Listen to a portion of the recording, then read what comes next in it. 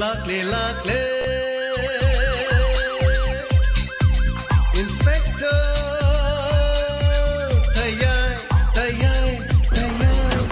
Ahanmamagta da Inspector TAYAI tabiri basingbu James Haruzamna taramlok sobagoloina ikoknona khurumjari Inspector TAYAI khwaidagi sangba solo drama amasu oriba loinena crime di yumpham oiba nungsi nungo imung manu thawdok wathok thawgalon laishu punamak yauraba paring ama ngasigi tangkakta lising amaga chamgaga marphu taruk suba tangkak loinena chathazarliba tangkak asigina anobada poloida nifu taruk suba sharu thazarliba tangkak asengambagi mathang chathazarpa tangkak adu mamangi tangkakta adomna tabi bubona nungaina yumda leithopa aduda maikena mahak nungairam amadi mahakki khunek khara torga bubonu namdana gun point da phana nabagi da honaki adubu mafam aduda amar thengnabadagi gauro amadi drubagi punsi kalhoki amaromda maikengi chaluba miyoi sing aduna mafam aduda pok tamnami loinena maiken saubuna mai hokiram makha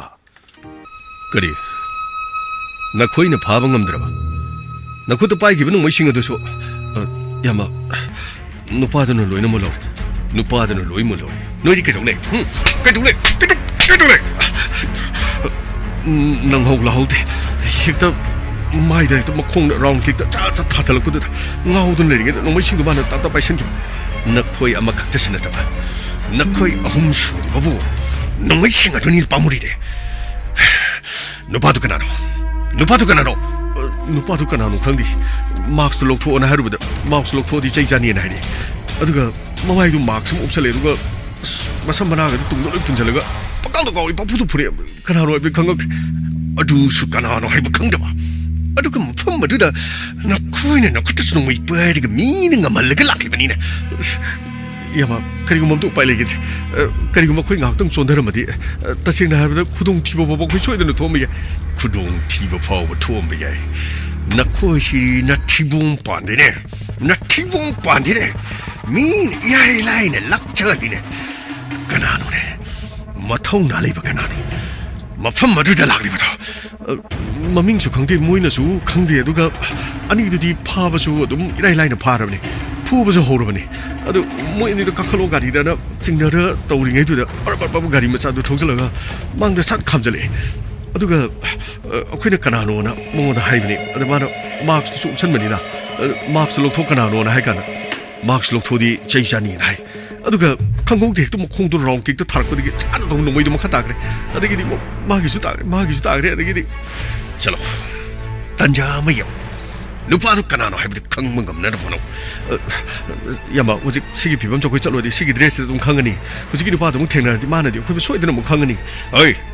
미네디 나삭 롯병가 먹에 너희네 그리기 나삭 롯병감들 나삭 롯로네 아이네디 쇼음다 아이지피도 쿠도를 못하게 칼라가 나코이네 그리 못engam 만다 봐 아이 뭐 마치인 먹에 잡만 할리버니 자로 쿠동 샤브도 망한 건 셰나르갈래 랍도 왜 버서 셰나르갈래 게다 아이코이 아마 나타가마 파니가마 아이코이 저서로 어이 마이 바할라카다면 아두가 아이네나 코데시나 버싱도 강게다 마팜 콧 텐텐데 다키버 숭 강가브라 강제리야마 아두니 아마 나타가마 아마 데히도 마이 발라바디 아이 카리 슈카이르고 아두가 용 마이 발라바디 마나 짜오노 방은 통 빠모 그래다 나 코이 홈나 농이 옴 어이 나 코이는 비토키버 마만도 핵팡들 포고 나 코이 게도 용 파니 야마 절로네 나 saktu yengde 가르쳐 나 절로 파니 야마 절로 마이 파나로 파니 야마 로이 탁 조심 저 그동안으로 저 되지 아싸 절로 마탕 닦고 레 사실 이해가 색감에 저 그야 더 마티봉 반들 바나네 마 코이 홈즈 소이 바두게 농민의 남누는 바라봐 미도 마석강다봐 미만아 미에도나 가나 하노와 앙싱가 신에디 강만나드리네 마품 마두도 깔리 하리고 마통나부 파나레리니 그리고 마팅나라바디 아이코이 타박 아시데 야오 하이라가 실 사우는 삐르바디 파나둠 가나가니 가나노 하이바도 강나부 하나바다 Leibang masasa nungai kre ko nungai kre leibang asidadi kri no hijam irabot ki magi mapong no mit lak le haina pangthok na riba mayam mai ge tha leba mayam no phaja na kri no ꯍꯥꯟꯅꯗꯒꯤꯗꯤ ꯍꯧꯖꯤꯛꯀꯥꯟꯁꯦ ꯃꯔꯩꯕꯥꯛ ꯅꯤꯡꯕꯁꯦ ꯌꯥꯝꯅꯗꯤ ꯍꯦꯟꯕ ꯖꯥꯠꯅꯤ ꯑꯗꯨꯕꯨ ꯃꯔꯩꯕꯥꯛ ꯅꯨꯡꯁꯤꯕ ꯃꯔꯩꯕꯥꯛ ꯅꯤꯡꯕ ꯍꯥꯏꯕꯁꯦ ꯃꯁꯤ ꯁꯨꯡꯂꯩ ꯂꯩꯇ꯭ꯔꯕꯗꯤ ꯂꯩꯕꯥꯛ ꯑꯗꯨꯗꯤ ꯀꯟꯅꯤꯡꯉꯥꯏ ꯃꯆꯥ ꯑꯃꯠꯇ ꯂꯩꯇꯦꯀꯣ ꯂꯩꯕꯥꯛ ꯑꯗꯨꯒꯤ ꯃꯥꯡꯅꯕ ꯃꯆꯥ ꯉꯥꯛꯇ ꯑꯣꯏꯒꯗꯧꯔꯤꯕꯅꯦꯕ ꯑꯗꯨꯕꯨ ꯈꯪꯗꯦꯗ ꯍꯧꯖꯤꯛꯀꯥꯟꯒꯤ ꯅꯍꯥꯁꯤꯡ ꯑꯁꯤꯅ ꯃꯔꯩꯕꯥꯛꯄꯨ ꯅꯨꯡꯁꯤꯔꯤꯕ꯭ꯔꯥ ꯃꯔꯩꯕꯥꯛꯄꯨ ꯅꯨꯡꯁꯤꯗ꯭ꯔꯤꯕ꯭ꯔꯥ ꯀꯅꯥꯅꯣ ꯃꯈꯣꯏꯅ ꯅꯨꯡꯁꯤꯔꯤꯁꯦ ꯍꯥꯏꯁꯤꯁꯨ ꯈꯪꯕ ꯉꯝꯗꯦ ꯀꯔꯤꯅꯣ ꯈꯪꯗꯦꯗ ꯍꯧꯖꯤꯛꯀꯥꯟꯁꯦ ꯏꯔꯥꯕꯣꯠ ꯗꯦ ꯂꯥꯛꯑꯦ ꯍꯥꯏꯔꯀꯥꯟꯗ ꯂꯩꯁꯨ ꯈꯔ ꯀꯠꯂꯒ ꯃꯄꯨꯛꯅꯤꯡꯗꯗꯤ ꯏꯔꯥꯕꯣꯠꯄꯨ ꯅꯤꯡꯁꯤꯡꯗꯕ ꯀꯔꯤꯅꯣ ꯅꯨꯡꯁꯤꯕ ꯉꯝꯗꯕ ꯍꯥꯏꯒꯗ꯭ꯔꯥ ꯂꯝꯌꯥꯟꯕ ꯍꯤꯖꯝ ꯏꯔꯥꯕꯣꯠꯀꯤ ꯊꯧꯗꯥꯡꯁꯤꯡ ꯑꯁꯤ ꯐꯥꯎꯕꯗ ꯀꯔꯤꯅꯣ ꯂꯩꯕꯥꯛꯀꯤ ꯂꯨꯆꯤꯡꯕ ꯑꯃꯠꯇꯅ ꯂꯧꯕ ꯉꯝꯗꯦ ꯀꯔꯤꯅꯣ ꯍꯧꯖꯤꯛꯇꯤ ꯂꯨꯆꯤꯡꯕꯅ ꯀꯗꯣꯝꯗꯅꯣ ꯂꯨꯆꯤꯡꯕ ꯅꯠꯇꯕꯅ ꯀꯔꯣꯝꯗꯅꯣ ꯃꯦꯟ ꯃꯥꯟꯁꯨ ꯑꯃꯠꯇ ꯇꯥꯗ꯭ꯔꯦ ꯁꯤꯗꯒꯤ ꯍꯦꯟꯅ ꯅꯨꯡꯉꯥꯏꯕꯁꯤꯕꯨ ꯀꯔꯤꯅꯣ ꯂꯧꯔꯨꯒꯗꯧꯔꯤꯁꯤꯕꯨ ꯀꯩꯗꯧꯔꯒꯦ ꯀꯃꯥꯏ sir lamyan ba hijam irabot ki matang na sum kari kari no sum ngarang mai than badu sir fajaram gani ne sir phajai yam phajai ngasi su dum mai thana ga dor sir mai de dum thala su ya ba sir ka mai than ba si mai than ba gi phajab du khang na kari gi thali no ha ba do madu gi wahan thok ton aduga ningsing ba ma lai dana hijam irabot ki ma gi ningsing palani ha ba do hijam irabot hai du kana no mahana leba ki kari thorang lo ki mahana leba si gi kari toram हौरक्लिबा नहारोनसिंगदा नैनबा अदुगा ताकपगी मथौ अमा तारि अमुखक लै खरा Kalga ngasi खक निंगसिंगलगा मदुनि याबा नथि मसे कुमोन अमा थाबुम अमा मसिदि मिरोन ना हिक लेरि मोखै निंगसिंगनेनबा subject अमा ओइना lyric तंबा खक्तु नतबा मसिदिने याम ततने निंगसिंगबगी मथौ ताबा जान अस सर अकुपा मरोन बदि हाफे लाइरिक खरगा थेने जबदु नथिना सर मणिपुरी को पुआरे सेप्टेम्बर की कुंथार ख्वादी मरु ओइबनिना हरुलिब मिरोन सिंगी खंगदबा यादबा नुमिना मनि मसिनि चाग अखोइना हाफे चरप खंगिसे अदुगा अतै मखा ताबा सिंगदि होगलगिब सिंगनसु का हेना मत खंगमजा नतेद गमै मसि या मरुइबा नुमित असि सेंगना हारबदि इंग सोंग लिसिंग अमगा चनिपान मरबुदरागा तरु हाइबदि 1896 सेप्टेम्बर की कुंथ्रादा लमयान बहिजम इराबोट पोखी अदुगा इंग्लिश अमगा चमापन यांखै माथो हाइबदि 1951 की सेप्टेम्बर कुंतरुक्ता ताइबल पान से थादोगा चटकी सुमनतगी मसागी चही सी यांखै मरीदा अदुगा था 13 नुमित कुंतरुक खक्तम हिंगना ममी सर अदुदि मागी पुंसी कोंगचची यामना तेन जानि चही यांखै मरी हाइदि अस यामबा नतेनि सुम हाइरदि होजि गोकुल खोय अदुगा काइकु खोय मखोयगी चही लेंगानि सरुखाना बो हल्ले हाइतारेनि सर मानि महाकी पुंसी माना लेलखिबा अदुगा महाकी पुंसीगी खोंगचदसे मसिद अदुबु सुमनतगी चही यांखै मरीगा था 13 नुमित कुंतरुकनि खक हिंगम्बा महाकी पुंसी खोंगचदसे अखोइना निंगसिंग लंबदा ngamlaroidब लमन तोंदुना दुम लेहौरगदबन अखोइ पुनमंगना तौब ngamlaroidब थबक कया अमसु महाना तोरम अखोइ मियोइबा अमना तौब ngamlaroidब थबक महाना तोरमलिब सिंगसे सिंगथाबगी लोइबा नाइ महाकी पुंसीदा लाइरब सिंगदा ओटपि नैबिरब सिंगदा तोला तारब सिंगदिदम कथोपदु मनिंग मखा तम्बा मणिपुर अमो ओइना लेहौबा अदुगा तुंगी अफबा फिबम अमा सेमगतुना मपांगल कन्बा मणिपुर अमो ओहलमदो महाकी अनिंगबा पामोइकी नुंगाई याफबा पुंसिरेल अमदि हिंगबा याबा मी एमएलए ओइदुना मियामगी थौगल मयाम अमसु अदुम तौबा यारबा अदुगुंबा लुचिंगबदुना लौमीगी फिजोन सेलगा इचम चम्बा मिचम अमगुमना मपुंसी चुप्पा चिंगनुंग मानुंगदा दुमक लेनकी अस सर चिंगनुंगदगा लेनकी गाना हायबदुदा सर नुंगसीबगी वानिदा सर हौजिकी मतमदा स्मागुंबगी सियासी फिल्मगुंबा डॉक्यूमेंटरीगुंबा करिगुंबा मरांग काइना पुथोगा फिल्म पुथोलिबा मीसिनगा पुथोदी सर एवार्डनगा पुंग्योम योंगदबनि सर गमै यामना तौबा याइदा लेंगाकी मखादसु सेल थादरगा तौबा याइ मदु खक्ता नथि अखोइगी हौखिबा थौदो वाथो से चही तरेट खुंताकपा अदुगा से 1891 खोइगी खोंजोमला और मणिपुर की से अरुइबा मनिंग तंबगी लानफम गाइस सिगुंबा सिसिदा फिल्म मयाम पुथोकपि लीला पुथोकनारि ड्रामादसु पुथोकनारि अदुबु ममी ओइना खरा लेहोबदसु दु मखन मखा तौबि लीलासु तौबि ड्रामासु तौबि फिल्मसु तौबि तौबुददि मसिगी सेनफम कया मरुम चंगमनिनने मसिदा सेन थादरगा तौबि सर करिनो हंदागदसु करिनो मोइगी अतोप चेनेन अमदगा मणिपुरगी करिनो मणिपुर सरकारना पुथोकपा यस खरदि तौकि मदु खक्तनदि ओइबा याबा नथि होजिकति एआई गी जुग अदुगा अहि हइबा तोंगान से अदुगा तोंगान स्पेशल इफेक्ट कयागा तौदना मियामगिदा हौगलकलिबा नहारोनसिंग असिदने मयेक सिंगना ताकपा याबा अदुगुंबा फिल्मगुंबा लीलागुंबा याम पुथोकपगी मथौ याम ताइ हाइतारे सर हाइगुमदना वारीसे अखोइदि सेंगना हागना चिंगनुंग मानुंगदा लेलेगा हाइबा अदुगा माना समाने मणिपुरगी तोरमीगा हाइबदु असेंगबा वाफमसिंगदि सर हौगलकलिबा अंगांसिंगसु थोइना खंगमोय अदुगा इंखलकलिबा नहासिंगसु यामना खंगमदौ माति गमै यामना नुंगाइबा पुंसी अमदा लेनबा याबदुना लौमी ओइना चिंगनुंग मानुंगदा लेनखे हारिबा सिनिनि माकी ख्वाइदगी नुंगसिरबा मणिपुरी मागे तंपाकता फाव सिबगी खुदोंग चाबदो महाक फंकिति करिनो सर मादी मणिपुर सीदब्रा हाइजिबो माने महक मणिपुर सीबनति थंगबा जुमथंगनरिबा लेबाक सीबन काउंगमलरोइदबा वारी लातम क्याना पिकथलबा सेप्टेम्बर की थाने सेप्टेम्बर थादा पोगलगा सेप्टेम्बर थादा अंडरग्राउंड ताब अदुगा सेप्टेम्बर थादसु ताइबंगपान थादोखिबा लुचिंगबा उलो असेंबली कॉन्स्टिट्यूएंसी की एमएलए ओइना महक कारखिबन अदुबु एमएलए ओइबगी वासक लौद्रिङै इंग कुमजा लिसिंग अमगा चमापन निफु मापन सेप्टेम्बर की कुनगा माथोय पुंगदोंबंगी थौदोक मरम ओइरगा महक मिरोट ओइखि पुंगदोंबंगी थौदोक हाइबसे ngasi mirona khangjin bagi tangai phadaba lei sir karino pungdongbongi thodok harijina sir kramaina tawbajano sir manipur na british ki makhutegi maning makha tamlaba matungda interim council amana leingak tunu leiringe da india gi home minister sadar balabhai patel na ningthau panduna leiriba lepakani manipur amadi Tripura यावरगा कसार अमदी Lushai Hills फावरगा North East Frontier Province Purvanchal Pradesh सेमना नबगिदमक proposal अमक हाना थारकी महाकी प्रपोजल अदु सोशलिस्ट पार्टी अमसुंग हिल पीपल्स कॉन्फ्रेंस न सौगलखिबन अदुबु लमयानबे इराबोट की पॉलिटिकल पार्टी मणिपुर कृषक सभा मणिपुर प्रजा संघ महिला सम्मेलन अदुगा स्टूडेंट फेडरेशन पूर्वांचल प्रदेश सेमदा मणिपुर यावब यारोय हाइन कन्न येतखिबन लमयानबे इराबोट की वाखंदी मणिपुर हैबसे मनिंग मखा तमना पालक लेबाकमन मसागी कल्चर लेजबा मिपाल तांगदबा मनिंग मखा तमना लेपाक अम ओइना लाखिबन मरमदुन मणिपुरदी मणिपुर ओइना अदुबक लेगदबनी हाइबसे अतोपगा पुनबा यारो हैबसे मागी वखलोन मतमदुदा महक मणिपुर कॉन्स्टिट्यूशन एक्ट सेमदुना मिखल पांगथोख्रबनी सर अदुदी मणिपुर निंग खा तमख्र मतुंगदा मिखलगा पांगथोक्तुना मासे इलेक्शन गा तौदुना इलेक्शन कारमिनीने सर माने अदुगा लमयानबे इराबो उलो असेंबली कॉन्स्टिट्यूशन दगी एमएलए ओइना मा कारकलिबन मणिपुर की मनिंग मखा तंब मांगदनबगिदमक्ता लमयानबे इराबोना लुचिंगदुना मफम कयादा प्रोटेस्ट तौरकी पूर्वांचल प्रदेश सेमबे यारोय हाइबा दिमानसे इंग्लिशिंग अमगा चमापन निफु निपान की सेप्टेम्बर की कुनगा माथोइदा एमडीयू हॉल मियाम की अचौब मिफम अमा पांगथोकी मिफम अदु यावननबगिदमक तेलो चना नोंगादा लमलाई पुंगदोंबम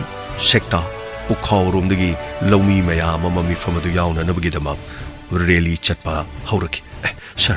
अदुदी पुंगदोंबम सेक्ता असोम नाकंदसु सर हुजिकानगी मोय हाना सीपीआई की मरी लेनबसिंग हाइगदर कम्युनिस्ट के हाइगदर करिनो अदोमदगासु म्यामना लेनरिबसि सर मदुगा मरी लेनब हौरकफमदी अदोमदगी हौरखिबनिना म्यामनसु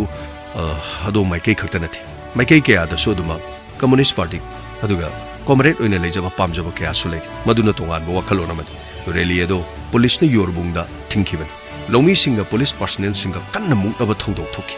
sir ngasi miyam sin madubu khangam gadrne sir sarna habiru wafam sing is akhodi amatabu khangde sir gamai khangba sumayam ama yarong khangdaba sing ase tak pataban masibuni akhina drama da lila da film da haisi film lila drama haibase ngasi akhini hingliba miyam asine image ni taribas sumbani ne sir punchi je film budi nati adubu sir film di punchi gumani gan haibadu achum miyam adubu tan khaina ba police na nongmai round kya baro ka police ने कापदुद सोइबदगी कैसाम नारल बाबू कौबा OCM नोंगैना पादुना खुदक्ता सिकी कांग्रेस अमसुंग मतमगी interim government police officer नोंगैना कापतुना हातखिबदु इराबोट की कांगबुननी हाइदुना माइकै अदोना साथीरब मियोट मिनि क्यामरुम सथरकी अमसुंग इराबोट पु फानना वारेन इशू तोरकी मियांगी मिफमदो पांगथोकी अमसुंग लमयानबे इराबोट मपुनसी चुपगी ओइना अंडरग्राउंड ताकी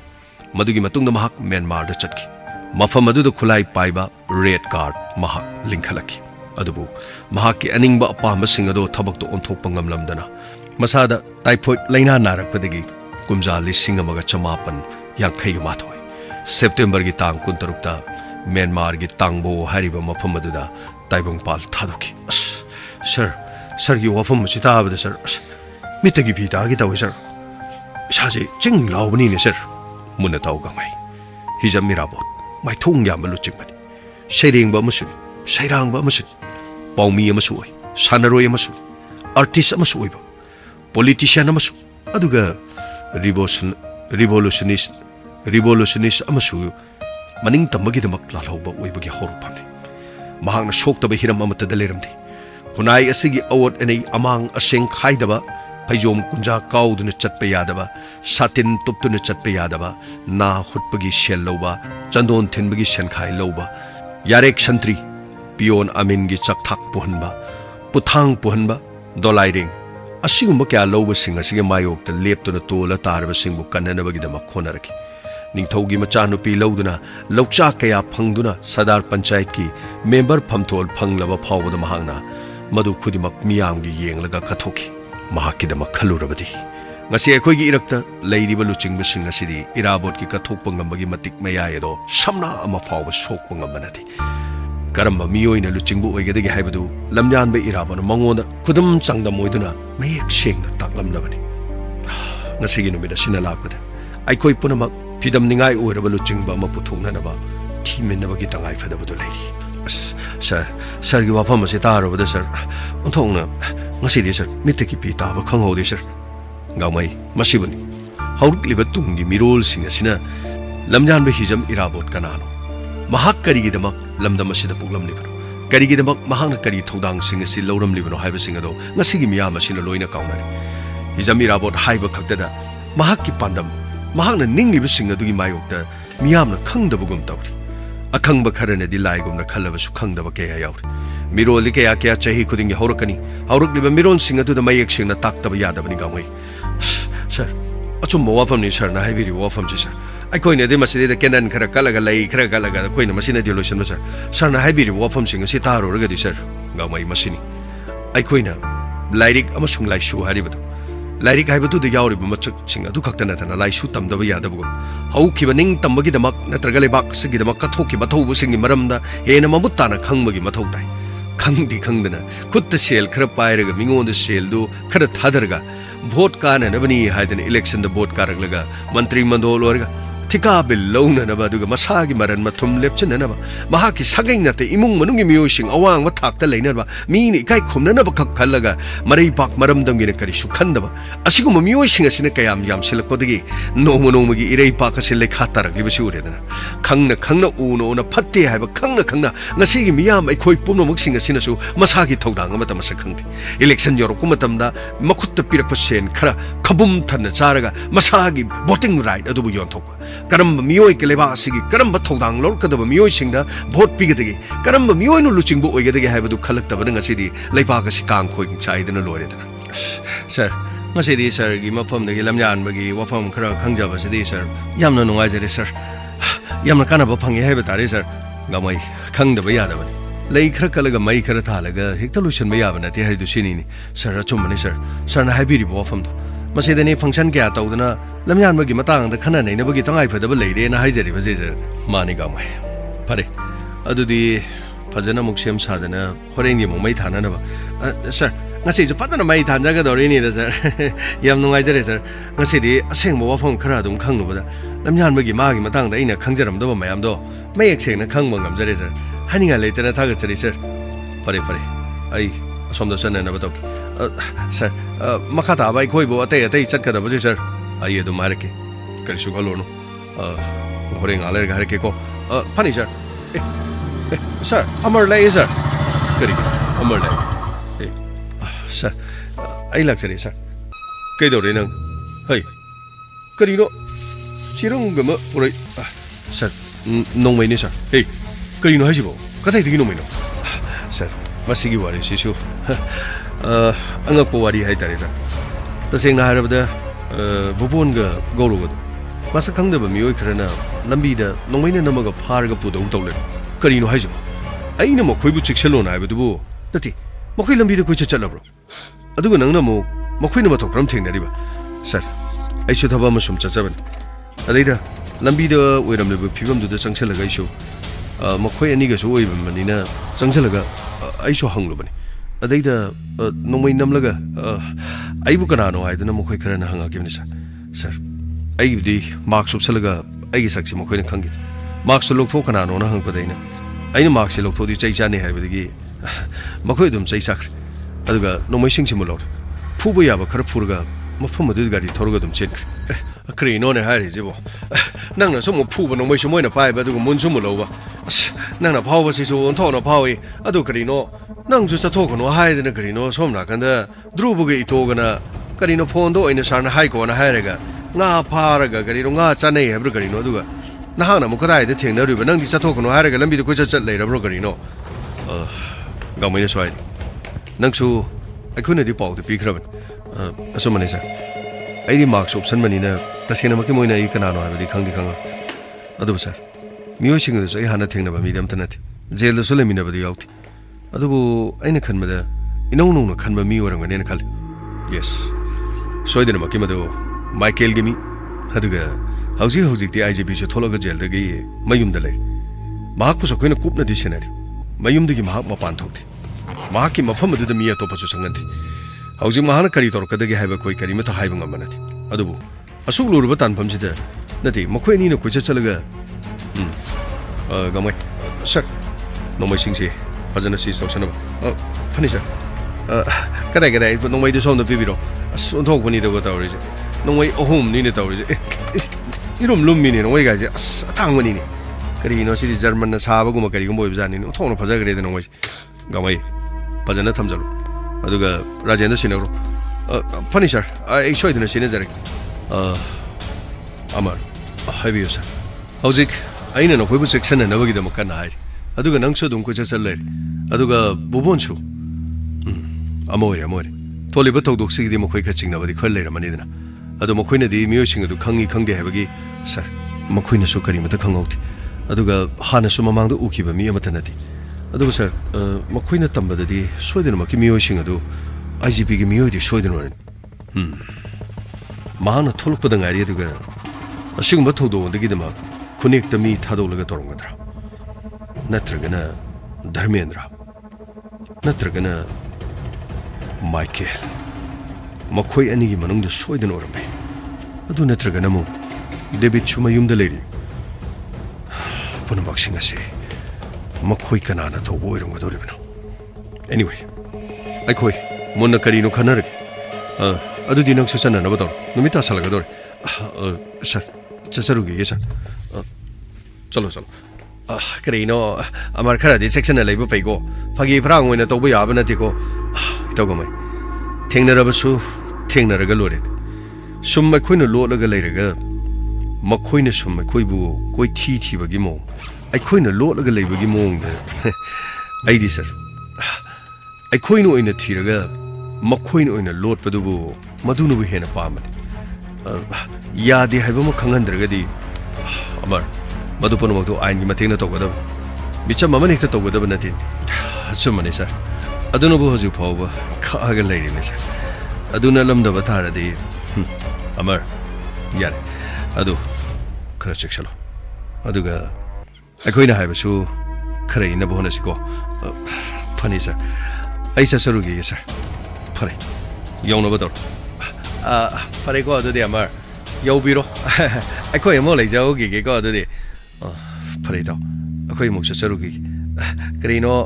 drobo ge to go so karino pau piru so na hairaga nga pharaga chara sakre bro ge no pau ma di akup marol ma phangjari ba hoi ita hoisho no madam sarga dum lammi neraga dum nga pharaga chaba yani aduna bu phara jani da karino khang di tawri no ma laksira khang di da tawri soidena la piyo ai chacharugi sir chalo karino sara si jo untona sathik re ne sir no mai ahum pora ga ji bu phare na tawri ji bu anga pani section na layu na hairaga lambi da thena ra moi ani mu kalami karino duga lambi de no mai moi mi ahum na bobon bu gan point phana bhona hauju phawo Michael kana no duga Michael kadai de lei haiba se khang hongdok hongjin toroga lei maga pulamba bungna su mafam adu tangle mafam adu de mahak leiramdre sindurna su haiba mafam adu da su mahak leitre sir atai dubu makoi loina manga sidigi jail loina yokren jail mo yogi bu phadi parego nang IGP du na sir mana yum da leiraga karino sir mana hojik torom do jo sir kawai apabo khandem do khalamoina hatta bangaktani hojik apabo sara yum da kulaga leiram godori maduga fattaba plan makhai mana soidena loina torom godori nang mai tharma do loisalo ko ai somda songki phani sir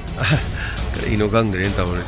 nongmai bo hum pharaga puro lain masigi mi ji oka ko sathi ba mi oi bajani ko masidi election ga lepalaga ba vote ka kahala de tawbadi lamdam masigi mi am de pesa pi dre di vote thada da bani na khang de da kare hai ga mai than gi ga phone toksalaga mo to yeng pairak ka dori bra pairoi dori bra kadai sakre okay chale chale hello Romapati oh ibung tare kari hai ge ibung kesu hai de da nang phone je sum chat pra kari kari thabai ngang tori bro thabai ngang torum bani loisale haujikidi masu chak pijari ai somda mapalom da tholok pani oh yam phare ado ai lamina ba ngang sing du di as nangi na han gi irom du di pura ngauri ni soibum iron ba aduga sawai ga laiwa ga toroga irolaga khajik tang morom ye poi kari bo tor puthorok budo madu da modi punga ngau grabni adugi wa dibung kaisuna te da adai daga hauba kaleja gum kai gum macheram thadara di umoro khraga amena haudoi jani da as sabu khang cha chani ngai da natini akoi oja suni du bu khara phagal bro ma bu kam dorgi hauga kangkhat pa kadai de gino da hauga kangkhat pa pak na mai roi yam drabada tha taruk de gina thani pan haiben phibam se yam ta mana pura so ga legi besida somda su mi leitaba imana soma sa son manina pabung su adida iche hoya adida iche habadi inama haidini sum iche na khoina kobuni haibadi akhoi nu pagi magi machi sing mayum pan ba hoi anaba yobagi gawati de chatkibani pabunga punna sakhibadu nahano ma haigre adu karino hoji phibam soina haisibu kari tawre haino phibam soi habadi somdadi loan lauraga dukan do phamani do loan du gidi mo tha phajala di sen do yam chawno mu thi doini do potu yolaga sen do machin do lak pai wani potu yondraga di sen machin do lak tradi amuk phibam do sum ta da adu di kai waru nu ge dorage goi leri si khar ta na ba ye nati kaino khara haina raga lore ai khodi gi sen ga lo bu jibu nati yamna khudong chaba thibagi mong da ta dori bra hajibo adugi nate dibu sen di lo roi da ibung na hamuk so pesa jo yam pibir ibung yani adugi di as romawdi ta seng na haraba da mamang do thoki ba thodok du gi hojik phawa no khoina ai khoi se mi top tok no khanbagi mong am da leiba male yaraga di sen thum jiri karga sum hangna jida ai khoi su yam ka hena pairu bugi wa nate da tai nati somna kanda tika khara to budune aduga sekon dagi kari dagi sonda hana thaba khara to budu adu su jam launa paisa du budi dum thoko do bani da aida ngi inspector tayai duna karino toksandana dagi di court ki order am thole dana sekon du somna kanda to yaroi na to duna thingjam de sekon du jibo hangandre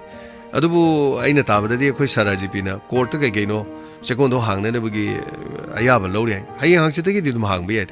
sidagi di pochai do dum sat paurani check so aroi bangak ta leirabani mari thadokhradi sales de dum ekhoina to godong ngak tani hai sibu ibung ai si pura laikidraba marup ramendra do ma ga igadi lona tinai ni dana pabung oina macha dong no macha ingoda sinari bani da punama aduga atai sunate da tika kharga susum tek tok jabani yam leiru bai nate da daw ya ki da bai mamang thakta phagi ba polam singdu madu pharam da tar di mafam ma khanga da bani da anyway si wasi di to si ado romapati lana ne logunu ko ai wam ta haige haibi oibo ai khoina sum na khoi ga loina ba daga sum noi daga chang pase ai oja suni noina ga sum sanghaning da ba nungai ta ba leira su dum hairo ko ai khongun phaw dum ta dra su yan kai noi bung haidu bo adugu mo am ta leiti kanana kari mo haijalage adugi wana te da ahan ma inimbok tu su leirim ni na koi ge sangak tana chaadana thaktan lang na to budo ima aduna ga hinaram do manda ba as adugu ma kaim ta leita bani da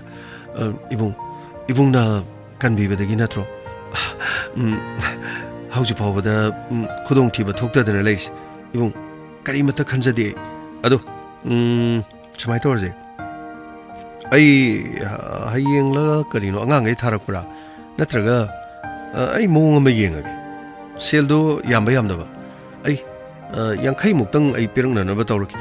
kai gino ibung yankhai pirakta suyani paisa pirakta suyani kai gino sel pirakta suyani as yade se romauti nei leira kana dum singjanna roba atai gi nates mane hek chatpanga madi noi jo business to dum tawjagadabni ado tangai phadabani gi tawde yadabani hey aingonda ne hek yadabada lana khalli edna idi dum khangadoini ko ado wafam sida yanarase ibung as yarese ai angang ai tharaga koksen no pina na batawrage ibung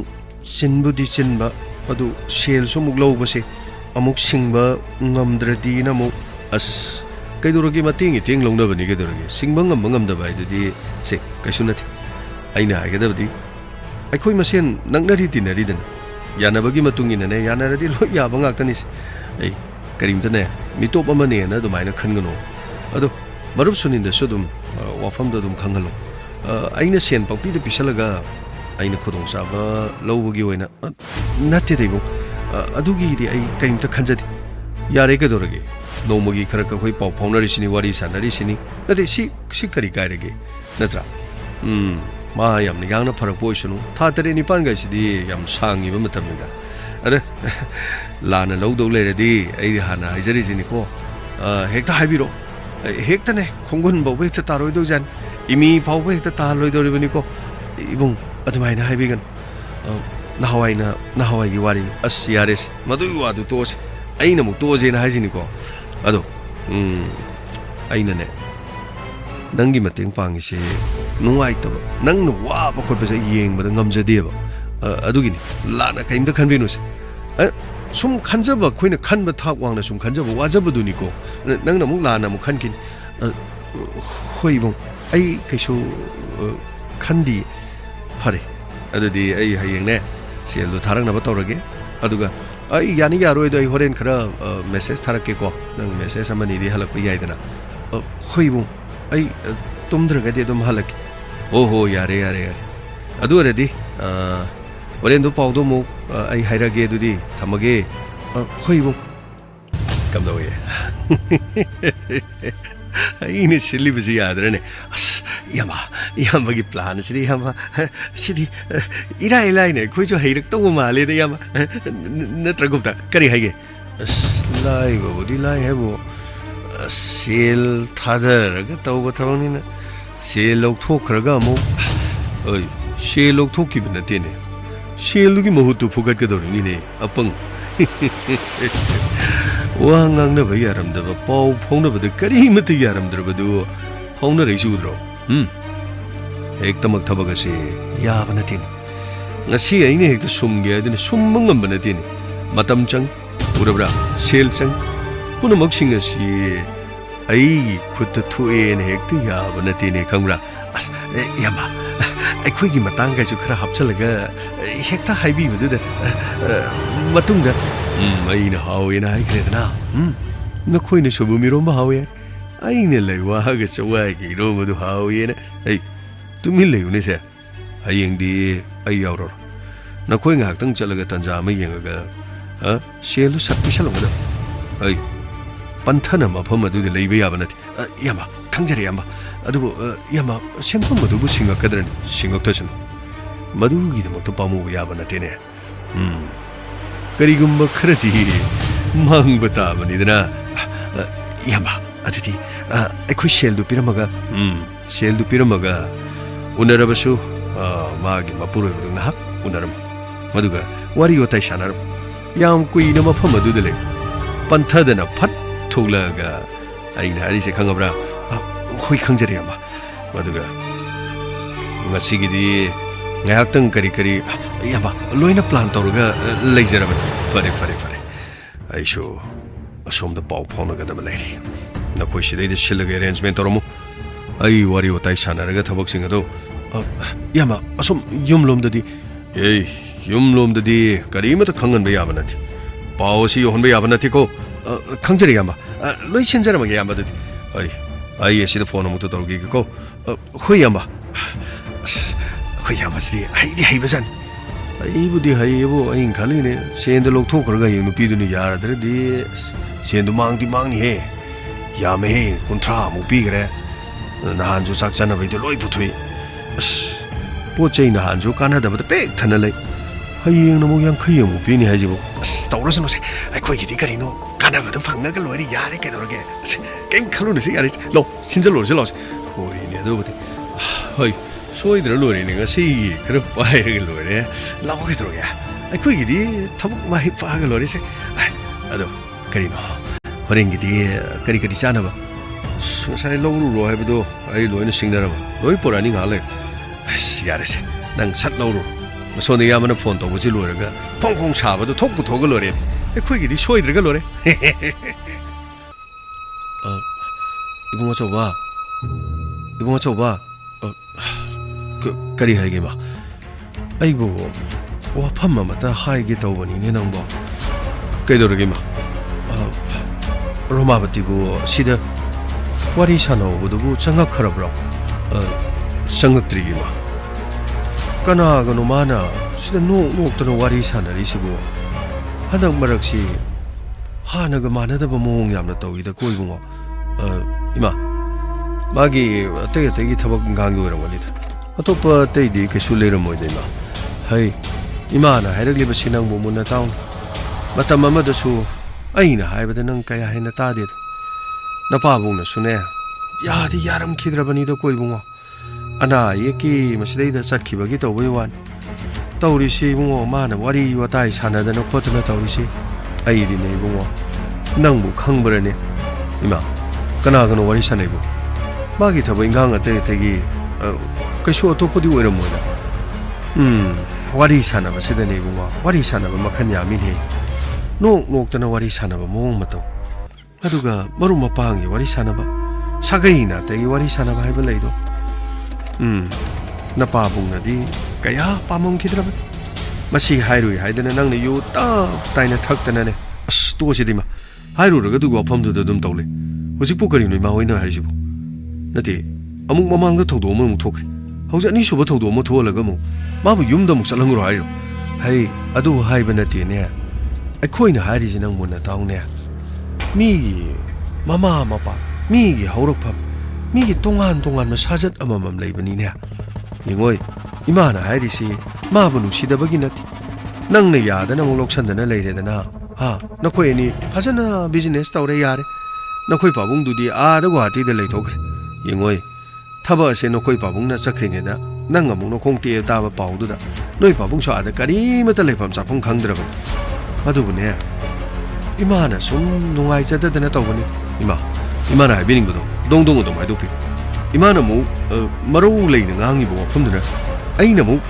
Carini and Haina Aina Hibadi, what is Sanarido Canano Carino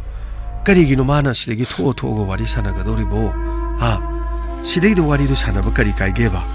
Ima make it a bugly some togo side of a passaru. What is Sanamatum the I mang the lepo what is some Sanadoni Silibranima. Nangi chum drink chum na satba. Nang na cham na khan basina ne adum khali doi bung mi na kari tori bage mi na kari tor kan he du dinang de kari mata khang de ne as yare sima ai isana maro mano ai tabani khong sin hogal ga chatpa ngam da bui maro oi hoi ima gi dine hangpham tokpa hang haifam tokpa hai ai gi sina khoi khanok jaino hai ba na te ko ima na hai ri sinang tin yo tharaga mun na khal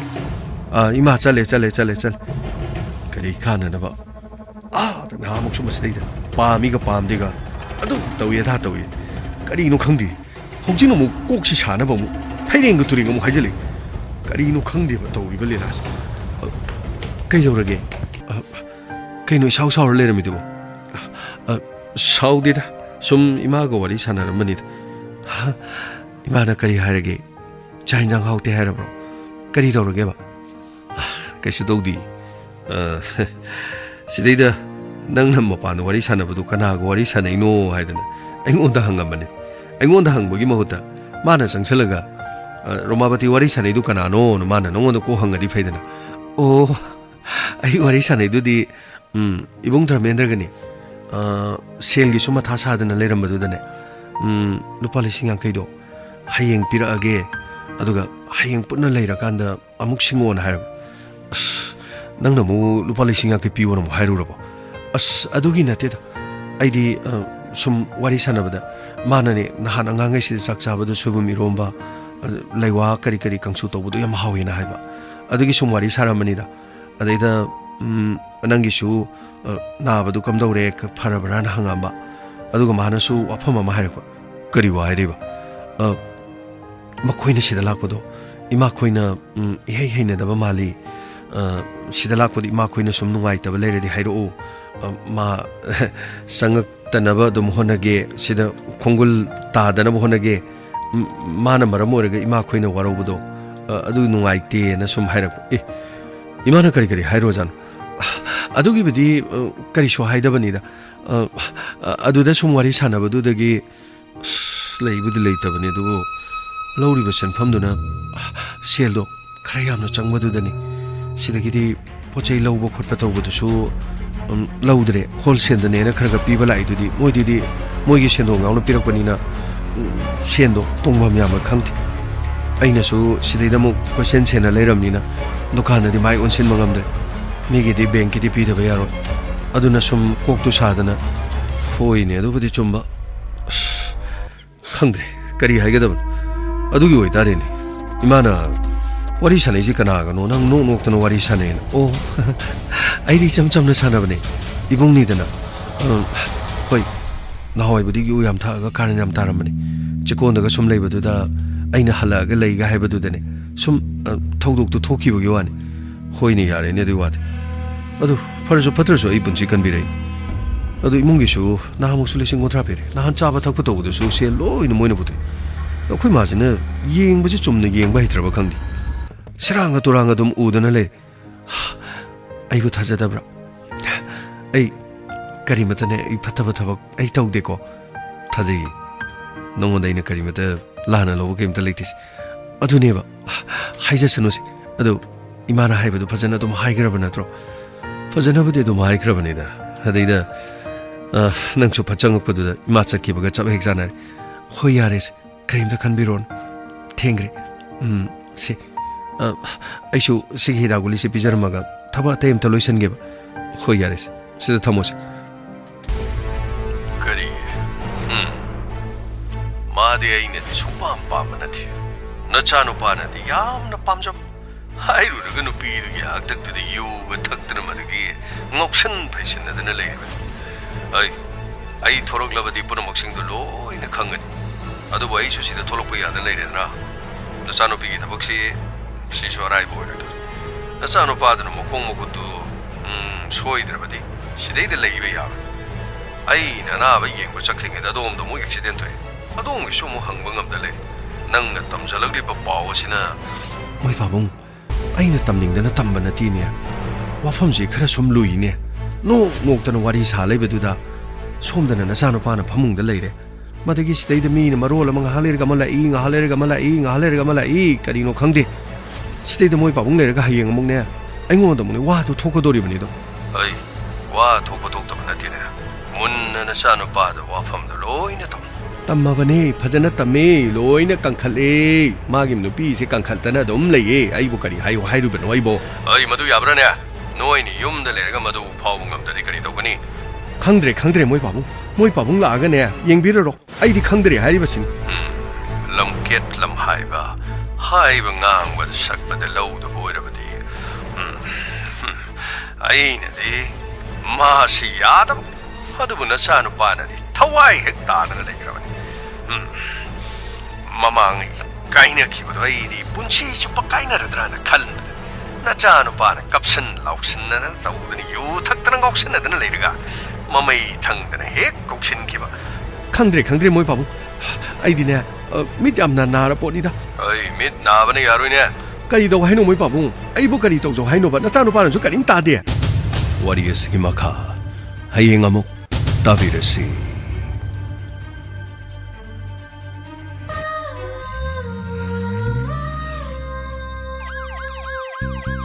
lakle lakle Inspector Tayai Tayai Tayai lakle lakle lakle lakle Inspector Tayai Tayai Tayai Uthanaba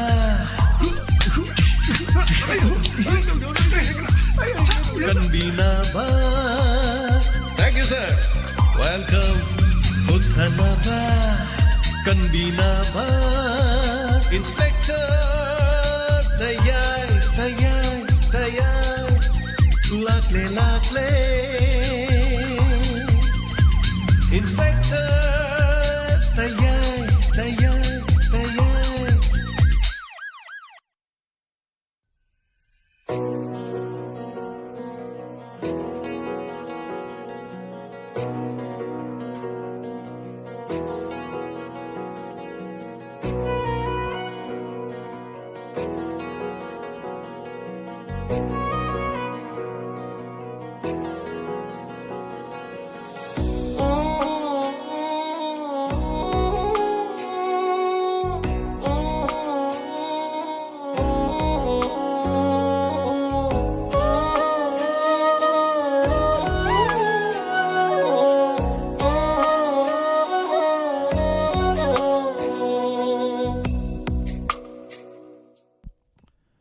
Hanana thakchari ngasigi lanthokchari ba inspector TAYAI anoba episode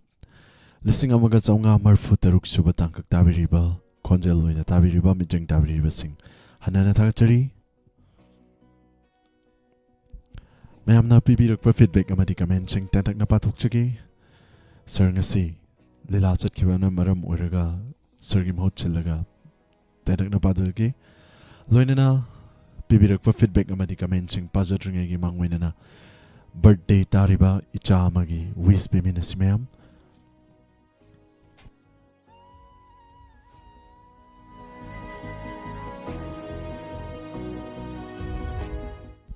a very happy birthday to Lamnganbi Huining Sumbam, daughter of Huining Sumbam Prem Kumar and Huining Sumbam Ongbi Kanchan Devi, Tongju Part 2 Makhalegai. Many happy returns of the day. Ichano BSG wish mahampuna piminasi. Sigum laba birthday si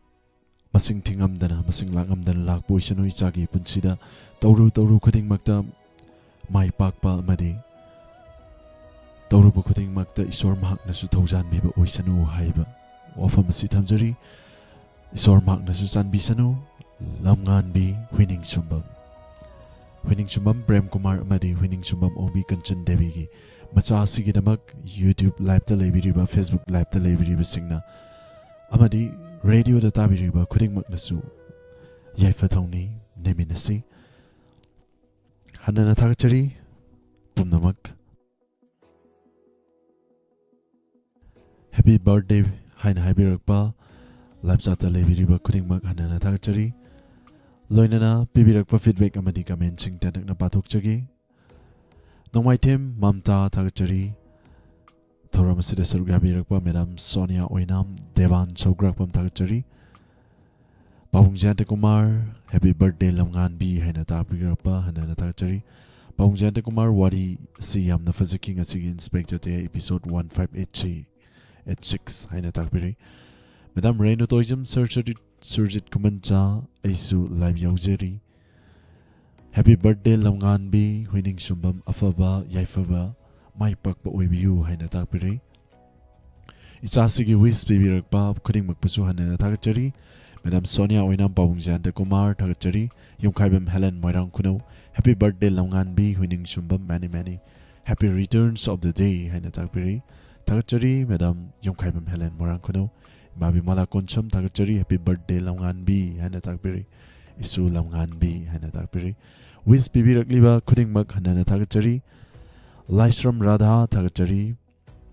Sir James POLOIDA nipu taruk suba hainingai leitana ฟ fazai lamyan bahijam irawat ki matik magun khara yaubirakpase yam fazai Romabati se khara singba fagani haina takpire Madam Laisram Radha Thakachari Thoram Sida Saru Yabirakpa Amadi Wari Shamun Mumatana Tabiraga Bibirak Niva feedback Amadi Kamenching Hanana Thakachari Wari Makang I Minasi Meampuna Madam Sonia Oinam Pawung Janta Kumar Promo Taurem Thakachari Madam Sonia Oinam Mani Dombi Same Thakachari Promo Laisram Happy Birthday Cha Lamgan B Haina Takpire Tiken Amom Thakachari Thoram Sida Saru Yabirakpa Pawung Janta Kumar Thakachari Sanjarembam Tombisana Sonia Oinam Nishan Khetrimayum Inspector TAYAI gi wari yamna fazaye haina takpire Nene Rosmani and Rembam Ngasigi wari tangkak haini litana nungai jai haina takpire Mabimala Koncham Madam Sonia Oinam Thakachari Thoram Sida Saru Yabirakpa Khudingmak Aina pathok chaba matamda sithananta ba yauraga su warubidana ba mayapomba da nalukchari Imai bemhalning Tokong Thakachari Inspector TAYAI episode 1586 Poloidan Ifutaruk Romabati da Damendrana Damendra gi plan wari yam fazai Mamana Sunilda Romabati na nok kena wari sariba Kanagano Mamanas Sunilda haiki Madam Susila Okram MJ Mangang Thakachari Thoram Sida Saru Yabirakpa Mamata Kundrakpam Dinachandra Gaisam Thakachari Thoram Sida Saru Yabirakpa Imabem Hal Yumkaibem Helen Marangkuno Wangkirakpa Mema Thakachari Thoram Sida Saru Yabirakpa Mamta Kundrakpam Thakachari Bibi Guru Mayum Mamata Kundrakpam Hamnahana Thakachari Thoram Sida Saru Yabirakpa Tabaraka Nesa Thakachari Live the Saruk Yazari Loinana Thakachari Serbu Hana Naina Takpiri Pomnangmakpu Hana Thakachari Bibi Guru Mayum Sanjarembam Tombisana Janaki Sagol Sem Aina Pathok Chariba Sida Sitanantaba Yaurakpa Matamda Warubidana Hana Naijari Lata Yenkom Thakachari Janaki Sagol Sem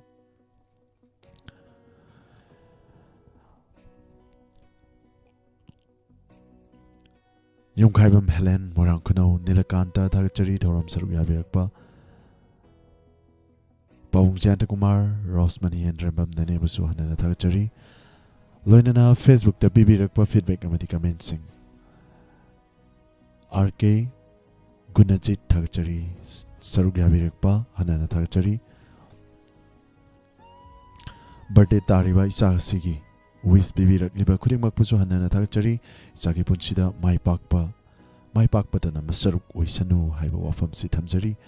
Loinana Loshilam Dayasida Ngasigi Mayamdagi Laptok Janabagi Pungja Yuksilakpa Sida Mayamda Isay Amatan Kudol Tamjagi Isay Daminasi Loinana Hayengi Nungairaba Afaba Pungfam Ama Asida Ahamuk Mayampuna Tengnaminasi Isay Amatan Kudol Tamjagi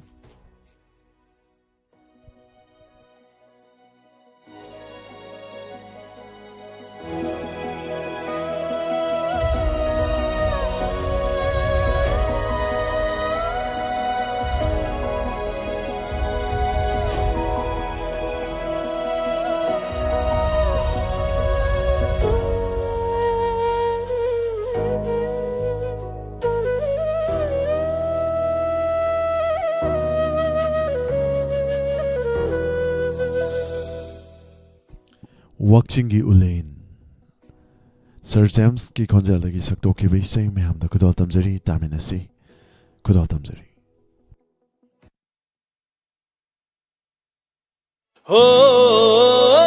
Oh, la la la la la.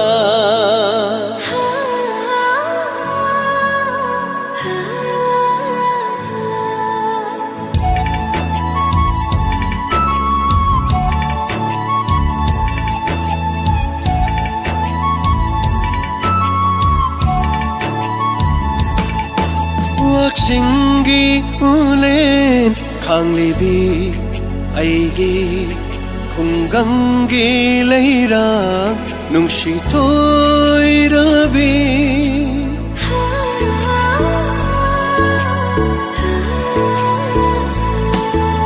waksingi ulen khanglibi aigi khunggangi leira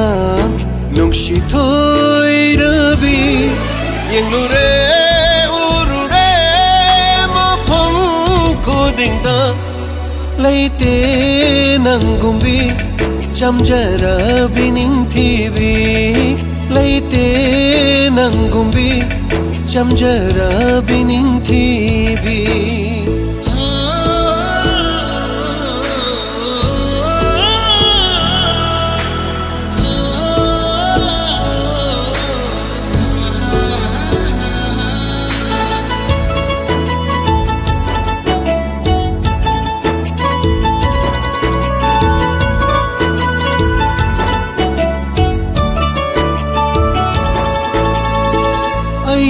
Asha khangdabi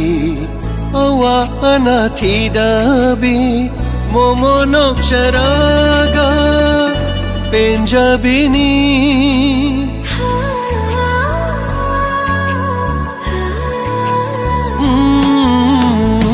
aing asha khangdabi awa anathida-bi momonok charaga penjabini kalakmi haulai jadabi humang malna hinjabi shunke ke dana ningthi jabi hajana ikai jabi yenglure urure mafam kodingda leite nangumbi jamjarabi ningthibi leite nangumbi jamjarabi ningthibi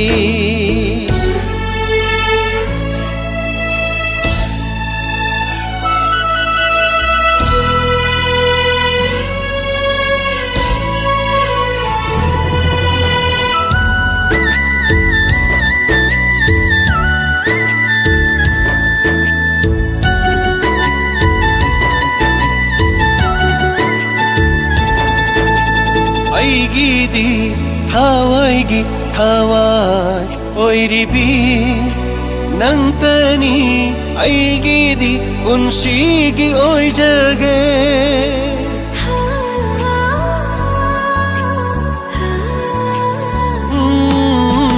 aigidi thawaigi thawai oiribi nangtani aigidi punshigi oijage mapok mapok khudingi aitagile piyu jamjarabi aigi khunggangi chanu yenglure urure mafam kodingda leite nangumbi jamjarabi ningthibi leite nangumbi jamjarabi ningthibi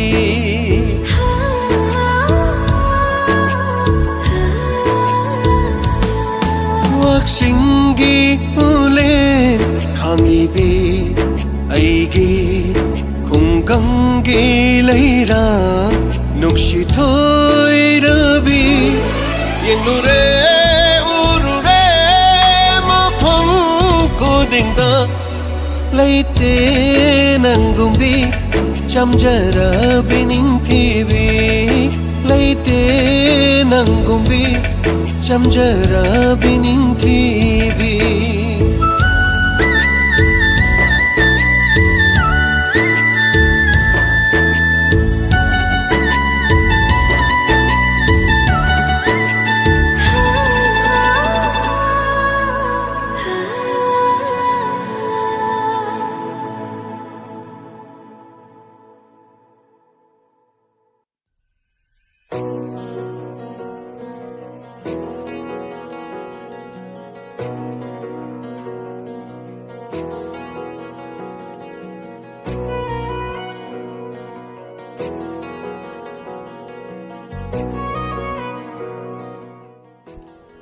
Sarugyaabiriba khudingmakpu hanana thagchari